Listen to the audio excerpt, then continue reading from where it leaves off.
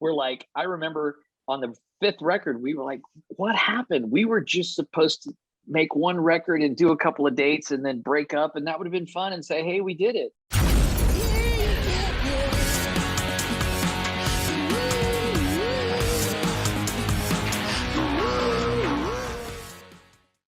Hey, this is Party Like a Rockstar podcast, and I'm your host, Joel. Today's episode is brought to you by Misha's Kind Foods. They're an LA-based small business making the world's finest non-dairy cheese on the market today.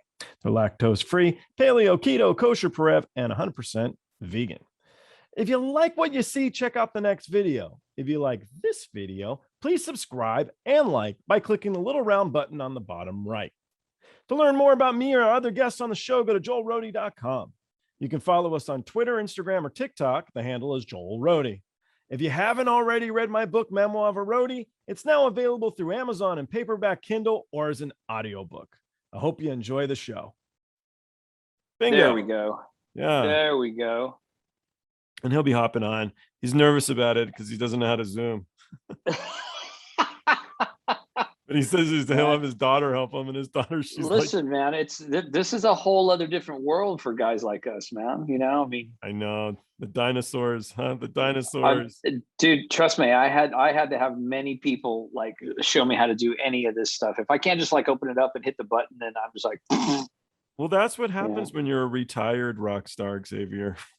Well, I don't know about that. I just know that it said online. It said retired rock star. I was gonna give you shit. I'm like, I was gonna make a joke like it's like the mafia, where like you can't get out. Who? I wonder who put that up. I mean, I'm not David Lee Roth. You raffled a bike recently. It was $25 a ticket for I just read it like a few minutes ago. Chad, it was like some sort of charity event. Oh, yeah, that was the Children's Hospital at Dartmouth, which is an organization that I got hooked up with through Cycle Source magazine. And when I used to go to Laconia, and Russell's familiar with that, going and making an appearance, and then the bike that I actually had just finished was just about to finish. They asked if they could purchase it for the raffle charity purposes. And I said, I'd be honored, of course. So that's how that whole thing came about. I love that it says retired rock star. It said retired rock stars now building bikes. And I thought that was so funny. I'm like, that's so funny. You can't. I'm gonna have to remember that one. Like, I mean, I just read obviously that, David Lee Roth actually made it publicly known that he is now retired, where I'm like, of course, what do? You can't go on. I mean, he can go on and do his own thing. Yeah, He's been doing it for years. Singing stuff that's a little more chill. I don't see the guy doing the splits every 5 minutes, but I mean, yeah, no. Think about it. You had Sean Connery was retired. Mm-hmm. He didn't do any films. No. A little older than us, but yeah, I guess that I don't think I'll ever be retired. I mean, as far as whatever people want to consider a rock star is, because that varies from person to person, but I don't ever think I'll ever retire from music at all, because it's such a huge part of my life that even though I left that whole industry as far as the touring aspect on it, I still am. As a matter of fact, the band that I have now, called the Black Smoke Sinners, with some really great, amazing players here in Austin, and Chris Callan, who's actually the owner of Cycle Source magazine. He's a bass player. Oh. We're playing in Galveston next month at the Lone Star Rally, because it just made sense. I mean, I'm at all of these events with a bunch of the guys that I know, and I'm like, why are we not playing music? This is stupid. So yeah, I don't like the idea of retiring from anything, because the idea of what's tomorrow is always kind of what keeps you going, man. I mean, you never know. If I don't know, if Kiss was to call you and want you to do a few shows with them, you'd be like, in a heartbeat. I mean, I was okay. Like, really? I thought I was done making records, and then I got a call in, mid 19 from Keith Nelson, which is the original one of the co-founders of Buckcherry. Right. And he said, okay, it's great. You're awesome. You're doing great. You're winning awards, bike of the year, blah, blah, blah. He said, but you're a drummer and I need you. So I'm sending you some material and I need you to come out in 3 weeks. And I literally did. I got the material. I learned it. I went out there. I made a record. I came back and I had forgot that the record was even done. I literally wanted to just go out there and see if I even liked playing music again. And thank God I did. I had forgotten the record was done. And it was coming out one day. I'm here at the shop and I get my mail. I open it up and it's a CD and I go, oh my God, it's the Ricky Warwick solo record I played on. And I threw it in and I was like, yeah, that's good shit, you know? And so variety is the spice of life, right? Yeah, like I tell everybody, I didn't retire and I didn't quit the music business. I quit the Buckcherry business and that's it. You know what I mean? Excuse me. Like I said before, those guys are doing exactly what they need to be doing. And so am I. And it's good all the way around, you know? So yeah, hell yeah. Yeah. That'll be good. Yeah. I don't think I'd retire from it. Well, I don't think I'd be a roadie again. But the truth is I don't think anybody would hire me. I mean, I wouldn't know how to do any of it anymore. I wouldn't. Well, it's all different, dude. Like there's no need for monitor engineers anymore. There's no need for, multiple divisions of personnel that run different things. Now you hook everything up to a computer and it does the lights, it does the pyro, it does everything, The sad part about it, that it's great. It's technology is amazing. However, when something goes awry and the whole show goes down and all you hear is the kick and the snare up there go do geek, you're like, you got three roadies with flashlights going like they're like this. They're all like this with the flashlights going, where's the plug? Where's the plug? I got you, bro.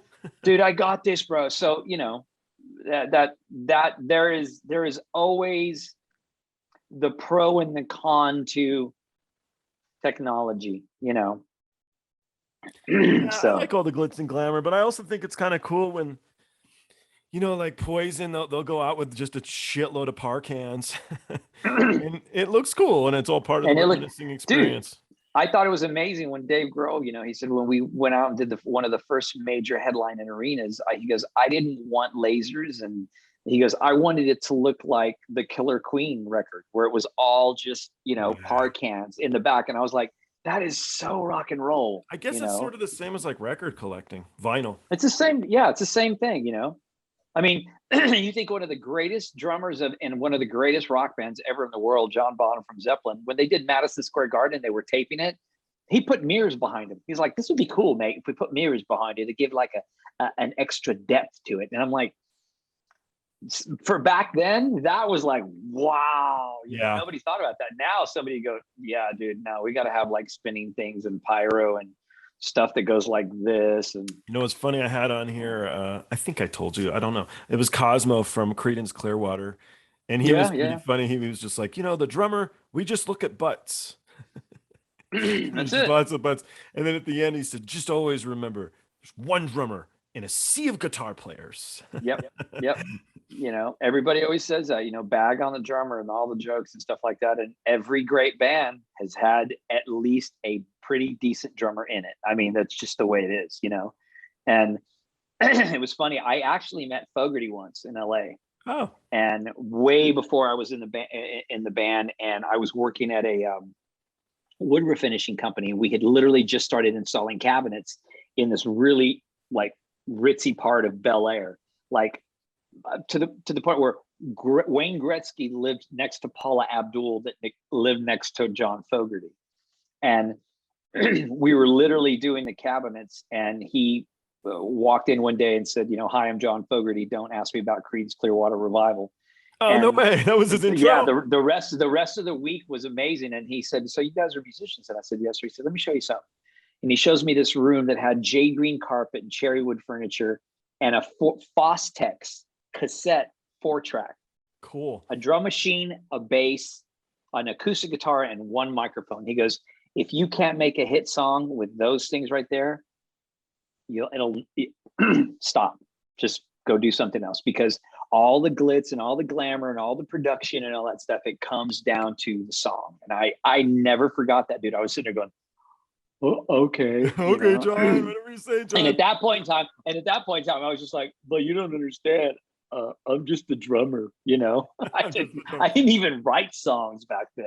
Did he? You know, Did he talk about Credence at all, or nope? The whole week he never said a word. No, the whole week we were there. You know, once he made that statement, the whole crew was kind of like, especially the foreman and myself. We were both in the same band. He was just like, well, he never really talked about it. And then right towards the end, when we were leaving, we shook hands and it was like, it's really an honor to meet you, and thank you for all of your musical, you know, your band and music advice. And he said, just follow your heart, because sometimes that's the best thing to do. And once again, I remember us driving home, me and my singer, who was also the foreman. I was like, Tori, what do we do with that? And he's like, just put it away. Just put it away. I'm like, yeah, right on. Yeah. So it was cool.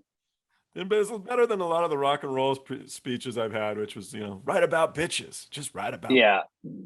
You know, and the funny thing is, I remember when you know, those kinds of titles would come up. It was cool in your 20s and your 30s, and then around your 40s, you kind of start going, yeah, maybe we should write about something else, because nobody thinks it's that hip. You know, even Steven Tyler said such a dramatic cultural shift too. Yeah. And he goes, and even Steven Tyler said, he goes, at some point in time, you got to grow up. You can't keep singing about the same things in your 50s and your 60s that you did in your 20s, because it's not the same. The parts don't work the same anymore. And I was like, you would hope you would develop a bit. Are you there, Russ? Like, I am, but I can't seem to get a camera working here. Hey guys. You sound very English. I am very English. How long have you lived? You're from Texas though, Xavier. So are you from Austin though? I was originally born in San Antonio, but my father worked for General Motors his entire life. So we moved around a lot, much like, you know, like a military situation. But I wound up in Austin like the summer before my junior year in high school, and I've been here ever since, other than, you know, moving to LA. Oh boy, talk about a different change. The city. Well, dude, back then Austin was small, man. You know, it was cool enough. It was cool enough to be hip, and it hadn't blown up with Dell and all the other, you know, computer situation that was going on. So it was really quaint, you know.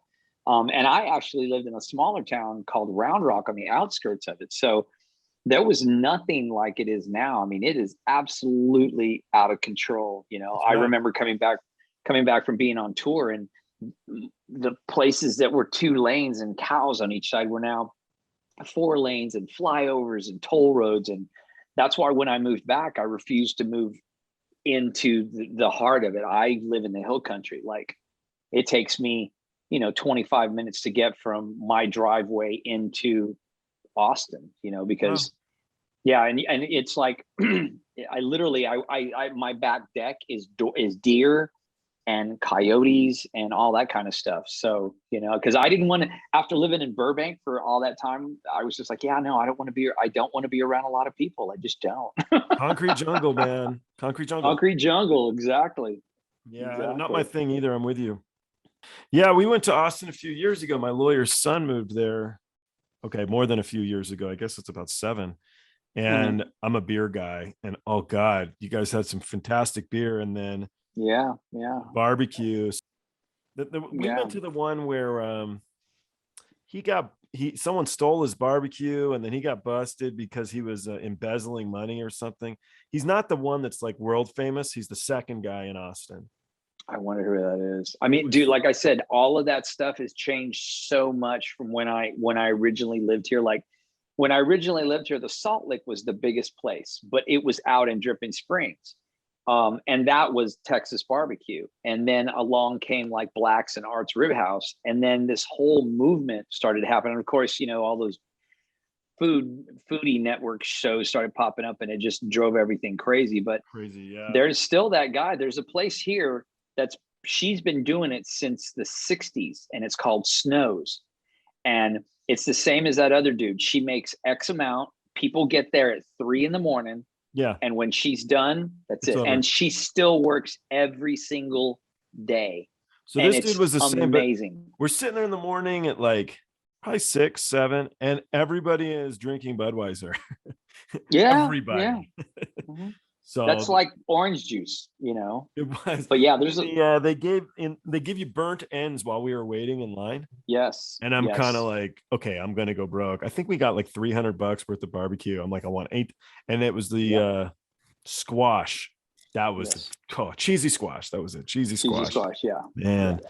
So I go to Kansas City a bit, and the arguments of whatever, but Texas wins. They're all different, They're different, the but I Kansas City, prefer the Memphis, Mississippi, the Louisiana, the Memphis, the Texas, all of them are different, man. And having the ability, being on tour, dude, we got to try them. Like Keith and I were just massive barbecue freaks. So we would always look at the tour booklet and be like, oh, we're going to be here. We're going to be there. We need to make sure we get and it was always because, Louisiana, Texas, Oklahoma, Arkansas, they're all right there, Mississippi.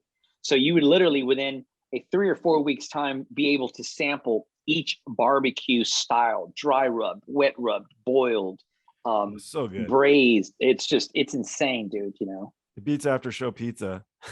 Oh my God, dude. Or fucking after show, was it Jimmy John's and sub sandwiches? Oh God, we had a lot of but we honestly, so I think I'm before Jimmy John's. I don't think Jimmy John's was that popular when probably I was not. But even now, people have pizza, and everybody's like, "How could you not like pizza?" I was like, "It's not that I don't like it. I've just eaten more pizza than the average bear." Yeah. Because the promoters didn't want to pay. And, we got to the point where we just started making our own food in the afternoon. Well, I mean, we'd have a barbecue pit out there, and we'd make barbecue chicken, and then somebody would like have a pan, and we got really smart because for the most part, everybody in the band minus the techs, were very health conscious. Yeah, I know Josh is conscious. Like pretty, well, he was pretty hardcore. Yeah. Still, even, I mean, that's just, Stevie was the same way. Keith was the same way. I kind of just followed suit because I watched how these guys,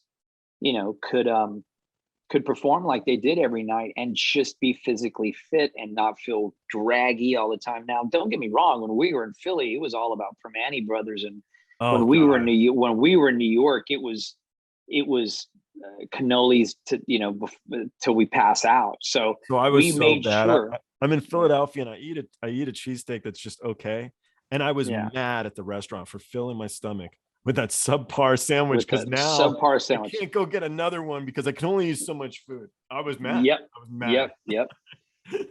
We always had, we were blessed enough to have people that would always take care of us. Like, oh, we're bringing 14 Primanti Brothers for all the guys. And there was this one dude, Mark would show up in Jersey and anywhere on the East Coast, the Upper Side, and he would bring these pizzas that were unreal. And then he'd bring a 28 square, like the 28 size diameter that they would put pizza in. But then they would fill it with wings, like 3 rows of wings, like barbecue, hot. And then come on.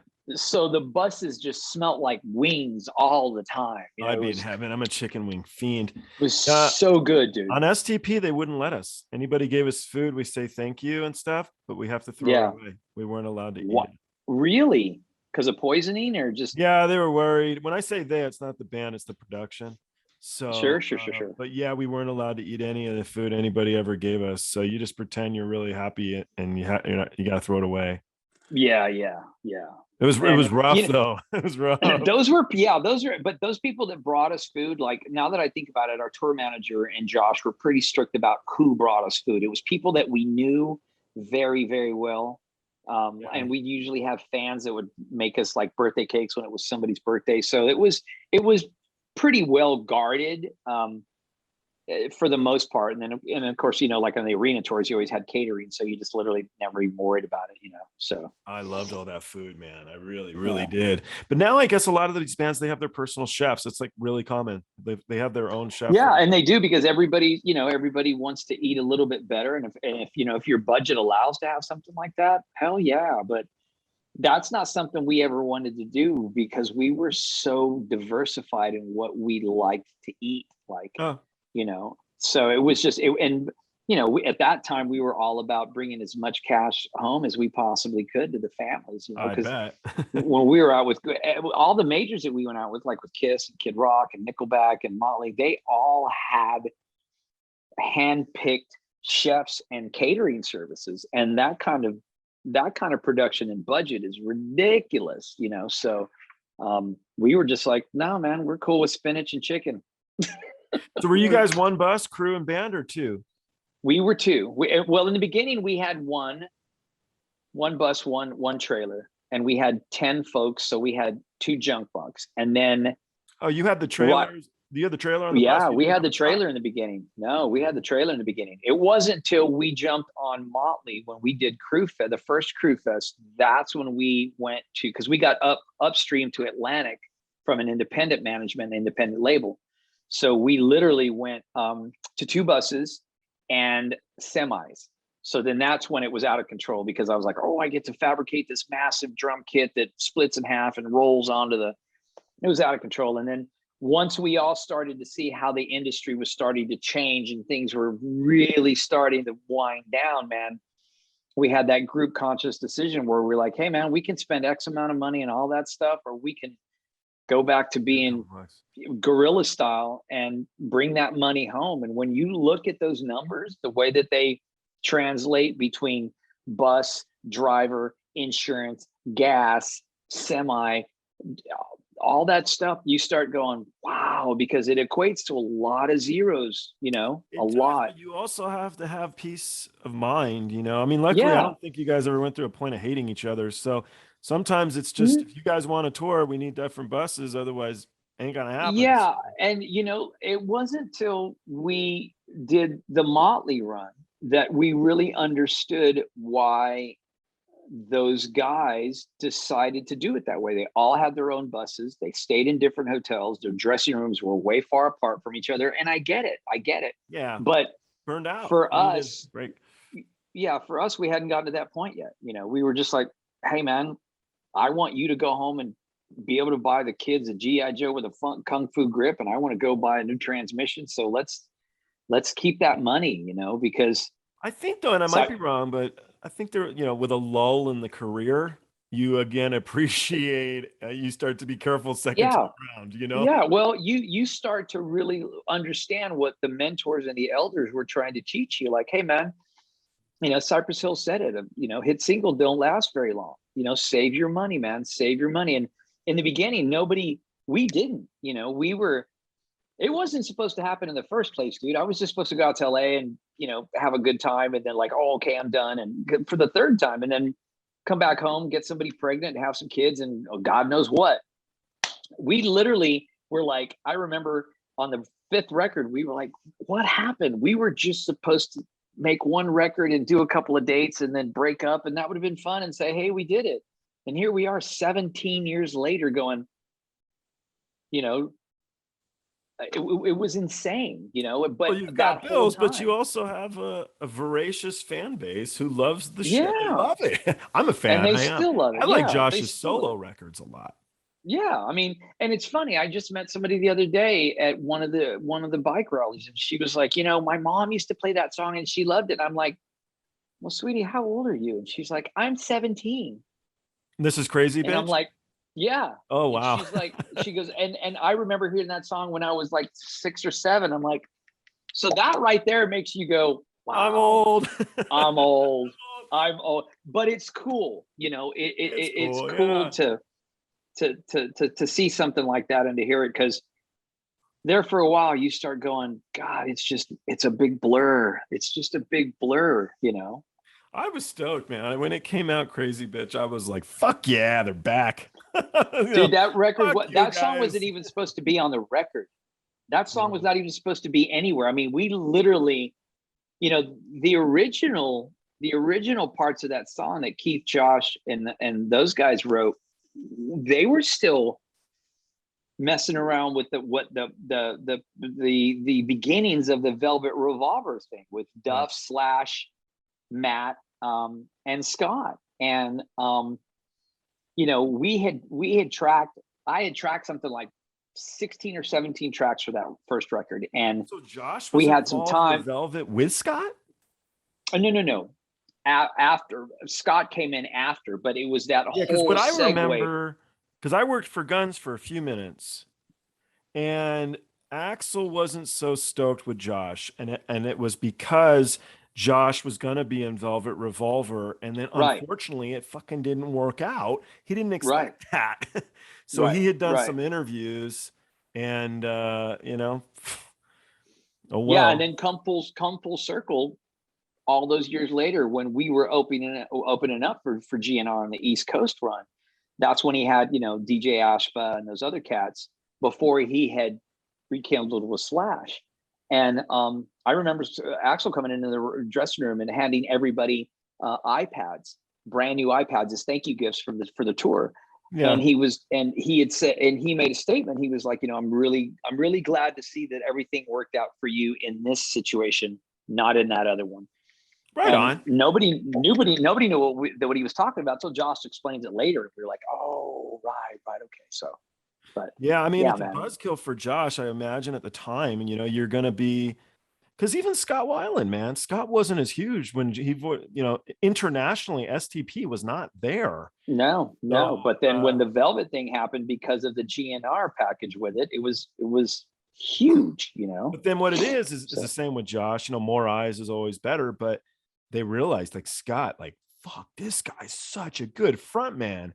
And Josh, I think, is one of the best. Yeah. One of the ultimates, Scott was one of the ultimates, man. He just had that thing, whatever that thing is that make the and I learned way later on in the industry that all of the little idiosyncrasies of a person that is like that is what makes them that amazing on stage. Yeah. Weiland, Todd, Roth, Grohl, all of those guys, whatever it is, that thing, you got to be a pain in that's what makes them amazing. What's that? You got to be hard to deal with. Or with Dave Grohl, you got to eat a lot of sushi. I don't know. I used to see Dave is a sweetheart. We made the Black Butterfly record at his studio in Northridge, and that's cool. He would come in every day and just be like, "Hey, what's going on, man?" Just the super nicest guy. And I remember, bro. My buddy's his tow truck driver, and the reason why is because he goes on tour and the car battery dies all the time. Yeah. We showed up. I came into the studio one day to do some tracking, and there was a Harley out front, and I walked in and I was like, "Hey, man, whose bike is that out there?" And Dave was like, "Oh, that's my bike." And I go, "Dude, you need to go get your fucking brake pads changed and your rotor." And he's like, "Why? What's wrong with it?" I go, "It's gold. It's overheated. It's stressed. It's warped. You're gonna seize it, and it's not gonna be pretty on the 101." And he was like, "Really, bro?" And I'm like, "Yeah, really." so and that was way before I was really super into bikes again. And the before I left, he's like, "Hey, man, can we go outside and can you just look it over for me and make sure everything's okay?" Yeah, I don't want to die today. I'm like, yeah, I was like, you see how the front rotor, is still silvery and it still kind of looks, like it's supposed to. You see the back one? And he's like, "Oh man." I'm like, "Yeah, that's the difference." And he took it into, I guess he took it into Glendale Harley Davidson, which is ironic because that's where I used to work before the band got signed and we took off. Oh, so you were a bike mechanic? No, I was never a mechanic. I never wanted to be a mechanic. I was the guy. I originally started at the parts count because I know parts like the back of my hand. And then one day somebody needed some help in the back for shipping and receiving, and then somebody needed some parts being taken over to the techs. So I literally became a picker, which is a guy who goes and pulls what's needed, fills the ticket, and takes it over. And the Harley shop was always all about HD. They didn't understand the aftermarket custom world, and I did. So there was a lot of times where I'm like, "You don't have to wait on that part from the factory for the OEM. We can do it with this." Oh, so it was a really cool learning experience. But yeah, he took it into Glendale, and they basically were like yelling at him, like, "Dude, what is wrong with you? You could get hurt this way." I didn't know. So how did you meet Keith? Was he a big bike guy? No, Keith. I met Keith the second time I lived in Hollywood because he was working at Guitar Center, and so was I. He was in guitars and I was in drums. Which one, and I had, the one on Sunset. Nice. And next to Toy Tie.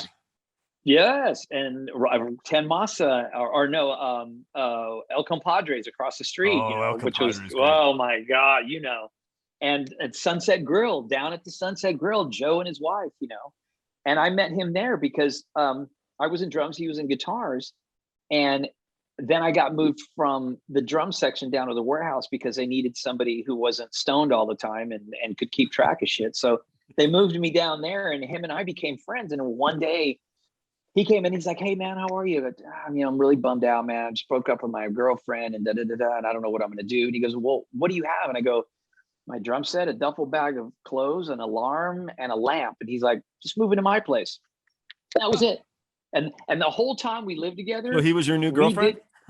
Pretty much. The whole time we lived together, he had a 1-bedroom. So he took his huge console stereo entertainment center and turned it sideways, and I slept on the other side on a mattress. That's awesome. And we never played a lick of music together, dude. Not one. We just partied our balls off. And where were you living? And then we were living off of Cahuenga and God, what was that street? Willoughby? Okay. It was the druggiest, seediest part of Hollywood. It was awful, dude. It was so bad. Every night somebody was getting shot, stabbed, and then I wound up moving back home, and we stayed in touch for a long, long time, and then I didn't do music for a while, and I got into bikes, and then we just kind of rekindled, and that was it, Russell? That was he's got it. At this point, it's like, Russell who? Russell? I'm coming. Hold on. No, take it down. I swear. Okay. Now I think we got it. Can you hear me? We hear I you. can For hear sure. you. We hear you. Oh, for Christ's sake. Oh, What happened? We came up? Yeah, we see it.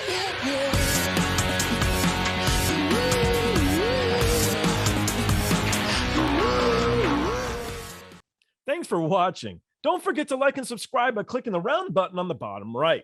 To learn more about me or the guests on the show, go to joelrohde.com. You can follow us on Twitter, Instagram, or TikTok. The handle's Joel Rohde. And don't forget, when you party like a rock star, don't be a dick.